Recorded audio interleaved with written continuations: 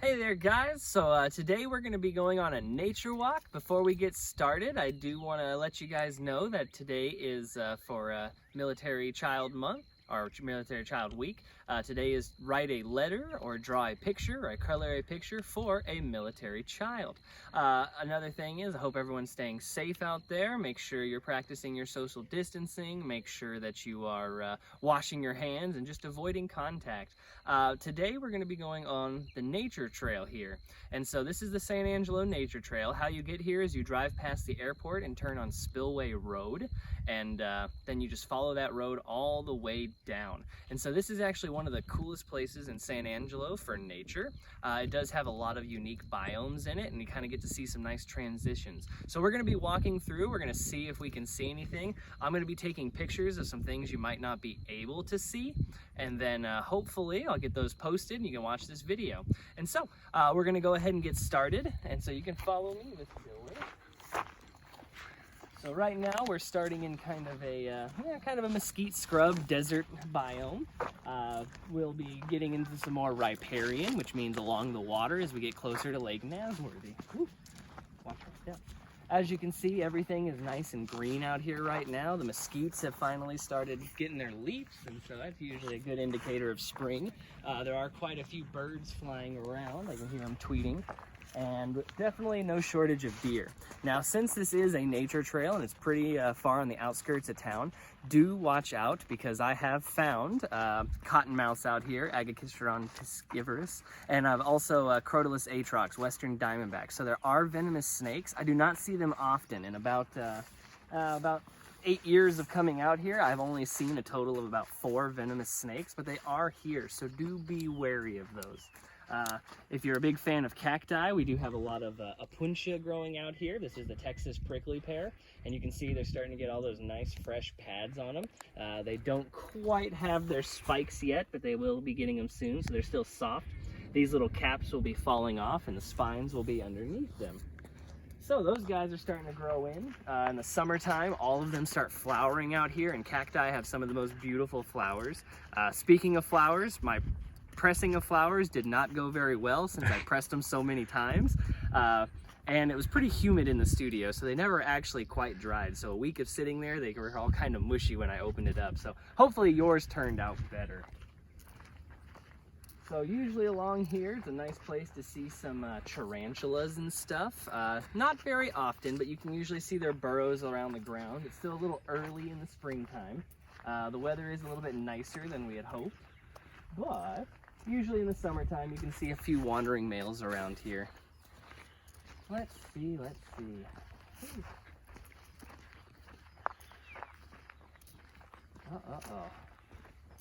So now we're going to be going into kind of a little bit more of a wooded area, but as soon as we get on the other side of this, there's going to be more of that desert environment, and so you can really see a lot of cool critters out here. I've seen ringtail cats as well as spotted skunks, which you've never seen. They're the tiny little skunks. They do handstands when they spray, so they're very, very cute. If you look right here, it's kind of hidden in this tall grass. Luckily, they started mowing out here again, so the trails are the best they've been in years. But if you see this little guy right here, this is a jumping cactus. And why it's called that is because it breaks apart very, very easily and it will stick to you. Luckily, most of these seem to not have spines, but if you do go traipsing through the grass, just be aware that there are plenty of cacti hidden away. Seems to be some sort of little nest right there. Alrighty. Oh, let me get a close-up of that nest there, Mr. Maddox. Yeah, I can't quite tell what kind of egg case it is. So we do have a little going on here. You can tell that something is living on this. There's another little one right there, might be abandoned. And then this little guy down here, which, whoops, this one actually has eggs in it right now, so that's probably a jumping spider of some sort, but I don't see mom hanging around. But there are a few eggs in there, so spiders have started becoming more active. And I guess just a heads up about spiders, there are brown recluse here and there are black widows. Don't really see them too often, but maybe if we're lucky we'll find some here today. Alrighty. Oh, there's a little cardinal. Oh, we have some different kind of wildlife coming up.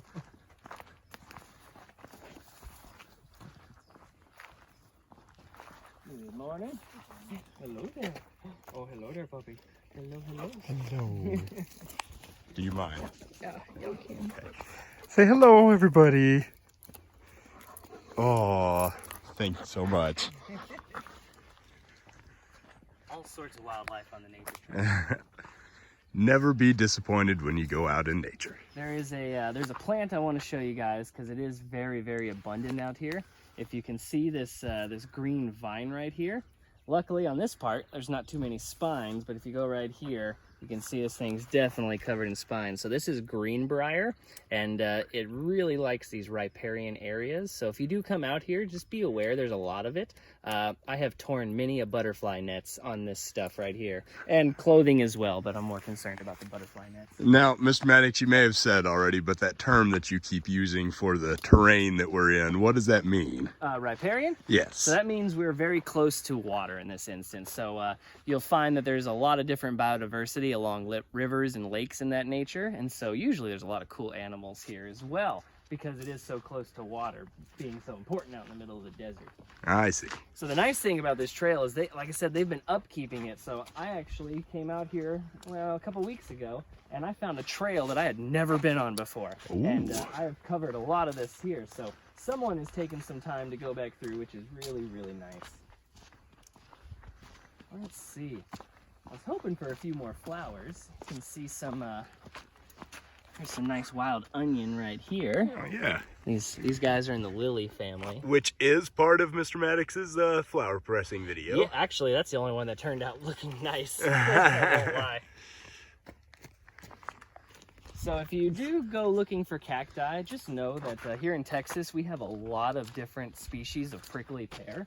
This one just happens to be the most common one, but we do have, oh man, I think there's about 30 or so different species of Opuntia in general, and we get quite a few of those in Texas. Some of them will be purple, some of them will have long spines, some of them have no spines. You've probably seen some of those. Here's some nice little sunflowers. Couldn't tell you the exact ones, but they are Asteraceae.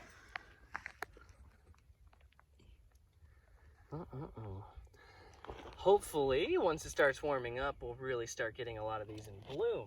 This place can look very, very colorful in the right time of year. Let's see.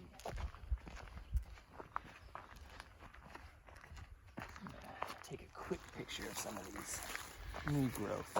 I need something to post. Was not expecting cold weather today. All right. So, Mr. Maddox, can you tell us what some of the importance of photography in the career field of biology? Well, there's going to be a lot of times where you will not be able to collect a specimen, but if you can have a photo of it, that works in a lot of cases. In fact, if you are very interested in photographing wildlife, there is a website called Naturalist where they basically take photo submissions, and then once they're identified, we have a beautiful community put together map of all the distributions of these species. And so if you're looking for something too, it can help you go out. If you want to know where the best birds are to take pictures, you can look up a particular species, go out there and photograph it to your heart's content. And so we are now going to be moving a little bit more into that wooded area where we have trees that, well, are actually the size of trees. And so we'll come back through the desert one. This is just a giant loop. It's not a very long trail. It's nice to come out here. You probably have to walk it a couple times to get your miles in. But it has a lot of little offshoots and stuff. And so hopefully it's not too cold for the bee tree up here. And so we're going to see a tree that's some honeybees. Oh, actually, here's a cool plant right here. Unfortunately, it's protected by this jumping cactus, Theo. So I'm going to try to step over here gently. This right here is ephedra, or Mormon's tea. And so this is, it's actually a gymnosperm, so it's related to pine trees, which is really weird. But it has these wispy leaves. They do get little kind of cones on them occasionally, little red fruit-like cones. But this is a very important plant in history. They use it to treat several different ailments. Oh, all right. There's some of that jumping cactus he was talking about. Oh I'm now upset because there's one right here that's right on the trail. There at all. Well, this is a little easier for me to film. Yeah. The Tastahio, the jumping cactus, seems to like a lot of the same terrain because they grow pretty close together, it seems. Yeah. But yeah, that one's a really cool little plant. It's weird that it's related to pine trees. Alrighty. Let's see, we're gonna deviate off the main trail. You can continue going straight, but we're gonna take a little bit of a loop here. And we're gonna go see if the bees are buzzing.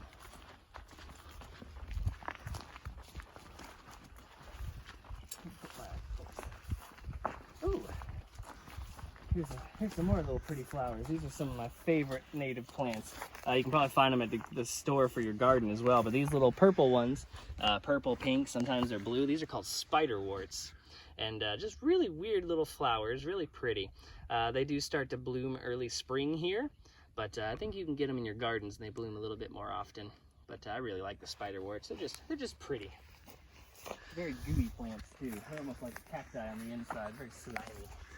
Very hard to press. Ooh, I hear someone chirping. All right, so well, the bee tree is a buzzing. Might be hard to see them, but this big dead tree right here, if you look kind of up towards the very top of it, you'll see just quite a few little bees going in there. Let's see if I can get it on camera. You can start to hear them. Yeah, I can kind of hear them. Well, there's some bees. I see them buzzing around up there now. So I take it these bees, Mr. Maddox, have made their home in this dead tree here. Oh yeah, they've been here for about a year or two now.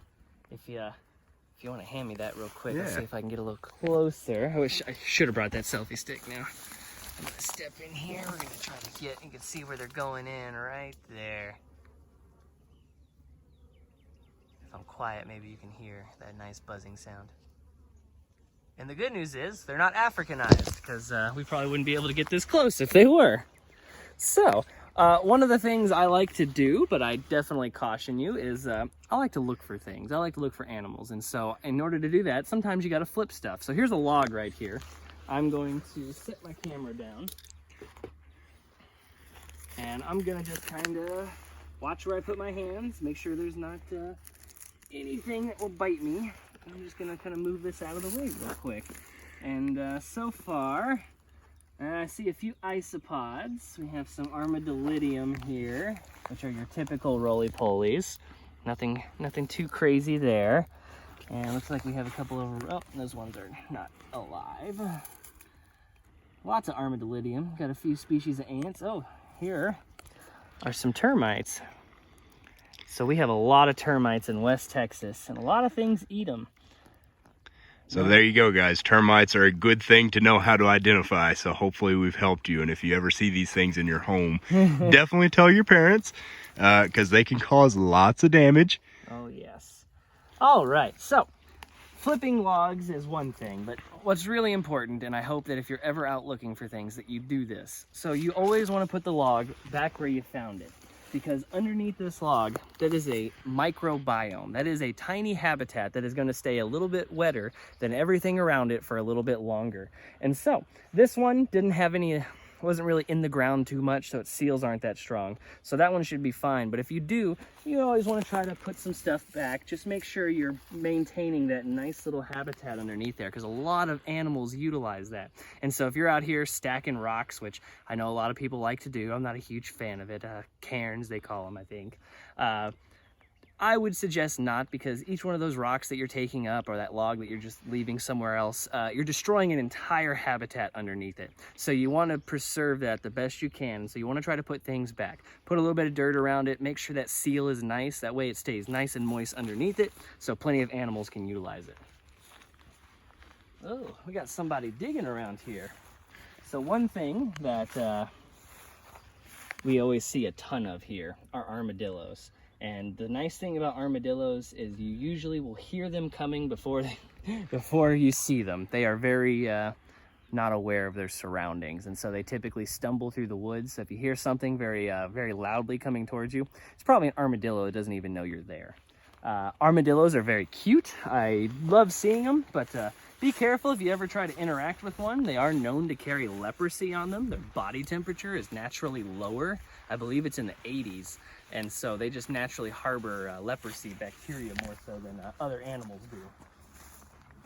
I guess another fun fact is they give birth to 4 identical babies. Ooh, there's some nice little spider warts right there. Nice little cluster of them. So armadillos have quadruplets all the time. Yeah. Very interesting. Some more of that spiderwort that Mr. Maddox was talking about. So pretty. Flowers are one of the easiest things to photograph. They don't like to move. Oh, I wish I knew my birds better. There's a lot of little tiny little guys flying around here, but unless they're very colorful, I'll be honest, birds are not my specialty. So we're going to be getting closer and closer to the lake over here. Walk down this trail. Maybe we'll see something.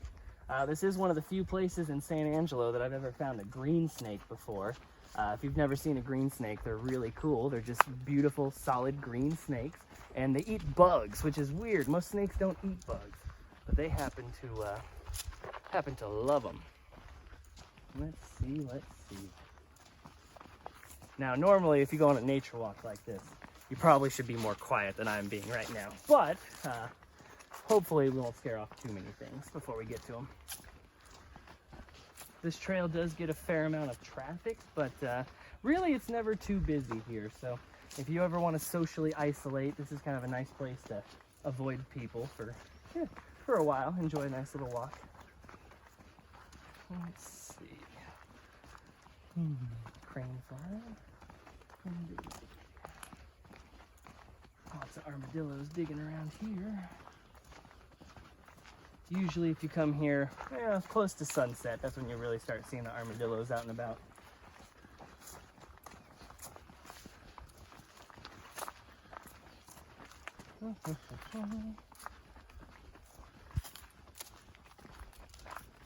If you guys have really bad allergies, this plant right here is really notorious for causing them. This is ragweed.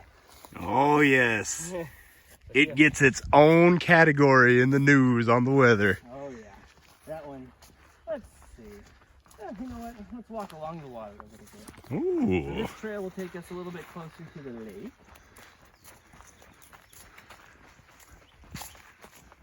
Juniper growing. There's a very nice thicket of honeysuckle up here. I don't think it started flowering yet, but honeysuckle is an introduced plant. But man, it sure does smell nice. Oh, there goes a cardinal.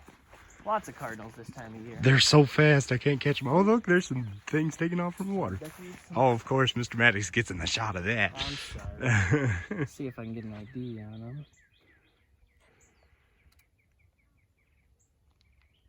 If I could jump in the water, guys, I would, but it's cold and I don't want to. Wouldn't recommend it. There are quite a few water snakes around here, but not all water snakes are dangerous. We have about 3 species. We have the plain-bellied, the diamondback water snake, and then we have the Concho river water snake. All of those are harmless, but they really, really try to look dangerous. They'll flatten their heads out. Ooh.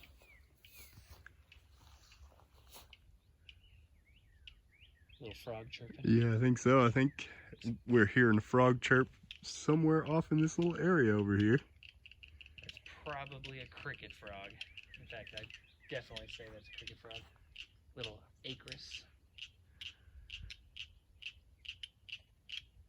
That's the first frogs I've heard chirping all year, so that's nice. Yeah, I think that is a sign that weather is going to start warming up very soon. Springtime. I will also warn people, if you come out here a little more in the summertime, this is the only place in San Angelo I have ever seen gala nippers, which are mosquitoes, but they're like that big. And I'm not talking about the crane flies or the mosquito chasers. These are actual species of mosquito that get huge. The good news is they're very slow, so if they land on you, you got quite a bit of time. And if you kind of just power walk, you'll really outpace them. They're not very fast, but if they do land a bite on you, it is not very fun. Not quite as bad as a horsefly, but yeah, it still hurts. Another nice thing is I grew up in North Texas, Dallas area, And there's poison ivy all over the place. I rarely ever see poison ivy out here, but if you do find it, it's going to be in these wetter areas, especially where there's a lot of shade. See something over there, Mr. Dilworth? I see several little flying critters here. They're not the dragonflies. They're the oh. Do you remember? I don't. These are damselflies. So they are Damselflies. order Zygoptera. Oh, I'm gonna see if I can get a picture. The family on these is really hard for me to say. It's like starts with a C-O-E-N and then gets weirder after that. But damselflies are related to dragonflies, but they're not true dragonflies. I'm actually trying to find one now. I lost it. There's one right there in that leaf. I just snapped a picture. Oh, I see it. Okay, let's see if I can get to it. Move slow, you're invisible. There it is. So those guys are active hunters. They're just not as good at it as the dragonflies are. I mean, they're perfectly fine at catching things, but dragonflies are, they're like the top dogs of the aerial hunting. Very cool. I'm trying. I thought there was a plant over here that I really like to show off, but I don't seem to see it. I know it grows on the other side really well. The other place I was going to take us today has some of the best bug catching, but this is probably the second best place to catch bugs in all of San Angelo. At least that I've seen. I've been to a lot of bug catching places. So that's where that new trail is. I don't think that one's been formally fixed up yet, but we were able to find it. Okay, so this plant right here, which right now looks very not very exciting. This is what's called a seep willow. Its flowers smell like vinegar almost, and this stuff, when it blooms, which is usually in about October, it brings such a diversity of butterflies, all the monarchs, all the other nymphalids, which are the brush-footed butterflies. Basically, I have found more species on this single plant right here than any other ones. Oh, and there is a little bit of the honeysuckle blooming right there. So I love honeysuckle. It is one of those that you can eat. Yeah, you can eat. It has that sweet nectar to it. I mean, I don't suggest eating plants unless you really know what they are. Right. But all this vine growing right here. There used to be kind of a shrub that it was growing on, but now it's just kind of spread out all over the place. Beautiful smelling flowers. Never seem to see too many bugs on it though. And I'm sad. Most of the time, any insects I've seen on honeysuckle have either been bees or gnats, actually. Oh, cool. Here we go. I was looking for one of these. So the other spot, they're everywhere. But if you can see, here's a rainbow-colored bug. And I don't know if you can get in the light. I'm going to try to take a photo of it because, man, these are just some of the prettiest little larvae. Let's see. I'm going to see if I can get I got a good close-up of it now. So that is actually a species of flower beetle. The beetle they turn into is nowhere near as pretty as the larvae is. But these guys just sit and they eat every little bit of plant they can find. They are hungry. Oh, they're not caterpillars, but they are beetle larvae, which they look a lot like a caterpillar. I'm going to see if I can get a good picture on my camera because, man, these guys are just gorgeous. So with these, I know it's not moving, so is it in its, like, chrysalis state, or is it just not moving because it's kind of cool? Right now, it's probably just not moving because they're pretty lethargic. They just sit and eat for the most part. Oh, I see. You got some ants on there with you as well. Yeah, I saw those. They look like carpenter ants. Oh, I'm getting a lovely video of your finger instead of the plant. My bad. My bad, everybody. Let's see if I can post. I've always wanted to get a picture of these guys, but my camera might not get as nice of a shot. Let's see. Let me try real quick. Because this is a cool one.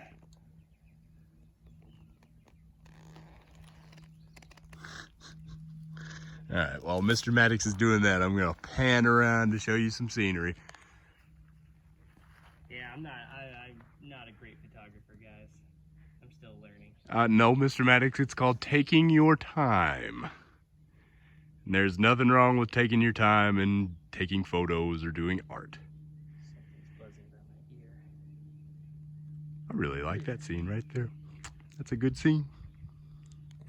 So let's see.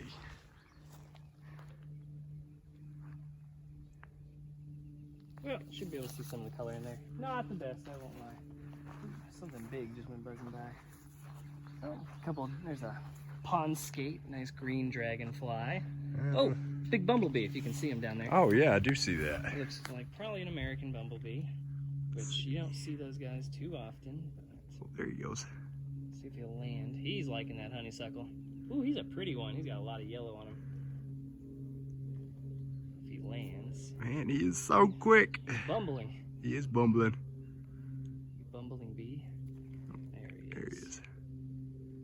Oh, he's gotten out of the line of sight. No. He's behind a leaf. The jerky bee. He's a shy bee. Oh, there we go. Hopefully you got better shots than I did. Well, I definitely got some good zooms on it flying. That's a pretty bumblebee.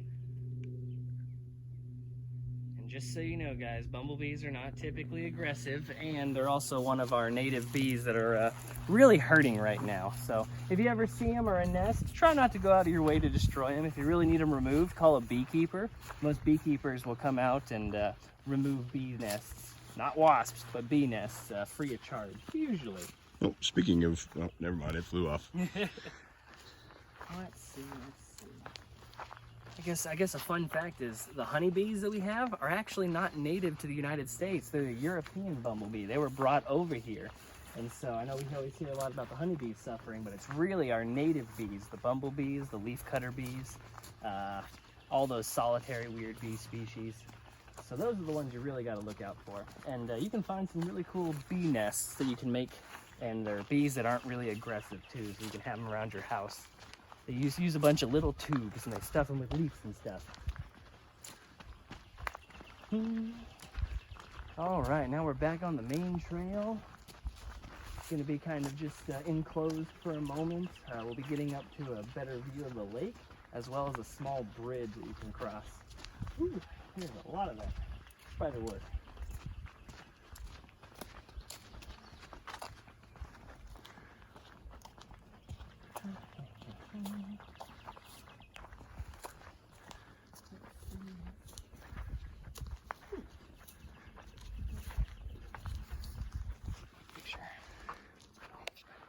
Oh, more of the spiderwort, guys. Sorry, I really like that spiderwort. Mr. Maddox is a fan. They're just nice big purples. I mean, most people like to, ooh, somebody has been excavating. Holy smokes. Actually, someone might be home living in there. As to what? Mr. Dilworth, stick your arm down there. Yeah, no. So I don't know if you can see this, guys, on the camera, but the hole does not just stop. It actually, you can see that it goes back and underneath everything. Yeah, somebody might be home there. So if you ever see holes like that, definitely do not try and dig whatever it is out unless you are just a professional at doing it. Unless you like teeth. Well, that too, I suppose. If you're looking to lose a finger, that's a good way to lose a finger. Yeah, good rule of thumb, guys. If it has a mouth, it can bite. Oh, people always ask me, does that animal bite? And that's what I tell them. If it has a mouth, it can bite. Boy, something was just busy over here. I know. Seeing a few digging spots. Those armadillos, squirrels, they're out digging in force.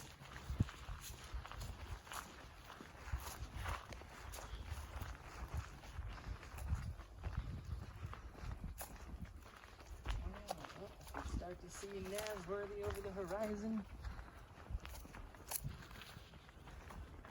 And if you're going to be still watching this, I apologize for the length of the video, but it's not the shortest trail in the world.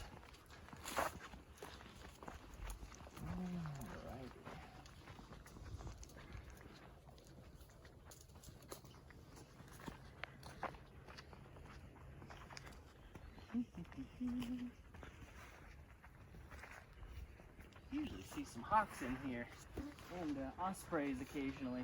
Hawks and ospreys. If you come here in the wintertime, or I guess if you go over to Twin Butte, which is right next door to here, you can actually see white pelicans in the wintertime. And it's crazy. We have the brown pelicans native to the Texas coast, but the white pelicans migrate from the west coast, and they fly down through here, and they stop in Twin Buttes Reservoir of all places. I thought they were swans or something when I first saw them. They're so huge.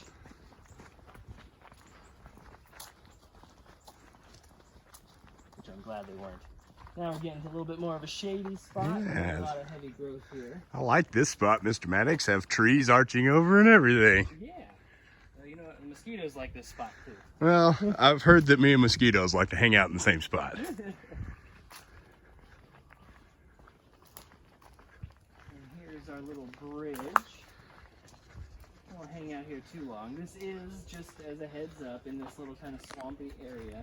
This is one of the two places here that I've seen a cottonmouth before. Granted, it was during a thunderstorm while I was here, but yeah, just keep your eyes peeled. And just walk over to the bridge real quick. Nice little swamp. I don't think this would be considered a swamp, Mr. No, Maddox. it's not a swamp. It's just a mucky. It's a mucky little inlet. But it reminds me of a swamp. Been to a few swamps, but doesn't look like too much is moving today. Sometimes you can see some little fish in here. Well, there's a little ripple. Sometimes you can see some snakes, but not too much. So I think we'll press on. We're just about to the end of our little loop here.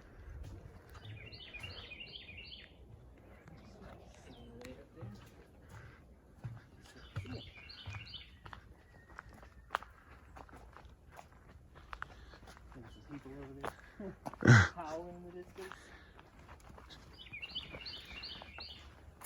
I do know that occasionally people come out here and geocache.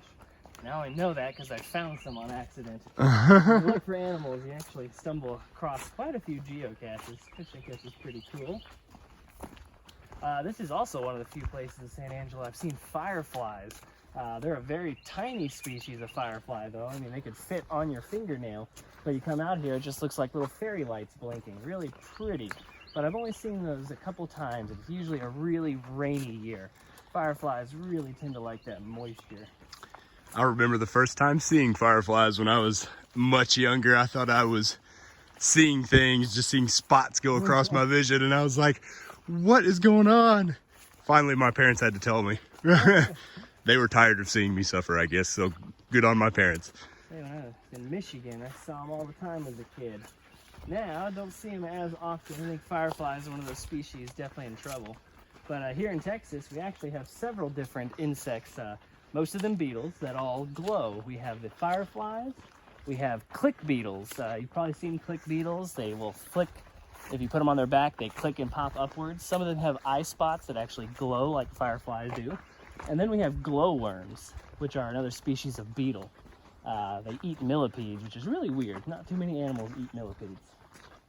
So we're kind of walking back into this deserty environment. Basically tells you you're about at the end of the trail. And I do want to maybe show you guys. I don't think they've started working on this. I kind of call it the Lost Trail. But there used to be a trail that goes a little bit further this way. It's a little, not all there anymore. It's still kind of in place. I think they're working on fixing it now. But we'll walk up there real quick because you get to see some really nice deserty species out here. Let's see. Oh, little purity, dog-faced butterfly, cabbage, sulfur, little yellow butterfly, pretty common. Getting back into that apuncha. Cactus. Ooh, got a few dragonflies flying around, a little far away from the water. Ooh, cat tree. There are several different little species of cacti out here that have beautiful purple flowers. Hard to pinpoint when they'll bloom, but I imagine they'll probably have to start soon. We'll see if we can find any and see if they have any buds on them. They're starting to flower up.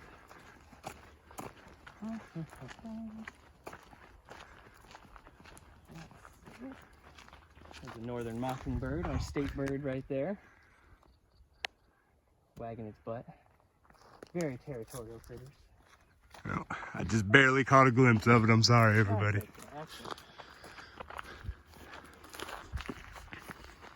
Okay. photography is not our mainstay here, so hopefully you guys will come out and kind of experience it yourself.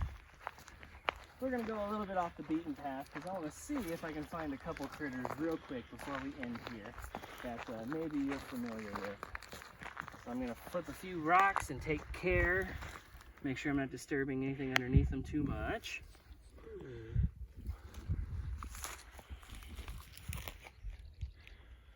Looking for a specific species or two.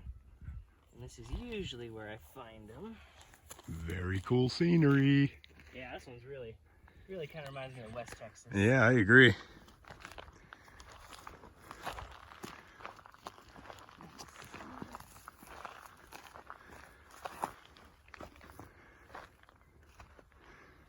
Oh, okay. Here's our first one. If you want to zoom in right here. Oh, snap. We got a couple of Centroides vitatus, which is the striped bark scorpion.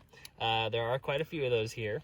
This species is not particularly dangerous unless you are allergic. So the sting is about as bad as a bee sting. Unless you're allergic, then it's about as bad as a bee sting. So, try to zoom in real quick and not ruin. Oh. Get out of Mr. Maddox's way is what he's saying. I'm sorry. Got a couple of them under here. So this is the most common scorpion in this area. In fact, I think it's the only scorpion we really find. But they are out here, so if you start flipping like things like I do occasionally, just watch out so you don't get stung by them. I'm going to set this back very gently. I don't want to squish them. All right. And that was one of the species I wanted to find. The other one, if I can... Oh, there was one there. Not home. What is it that you're looking for, Mr. Maddox? So, the other thing is a brown recluse. Because they are out here, so a lot of people don't know what those look like. And here's one right here. Sure enough. It's not staged, I swear. Oh. So I'm going to let Mr. Dilworth kind of zoom in on that so you can get a good look. I'm also going to post a picture because they're not a very scary looking spider. They just don't look that scary. But they do have necrotic venom.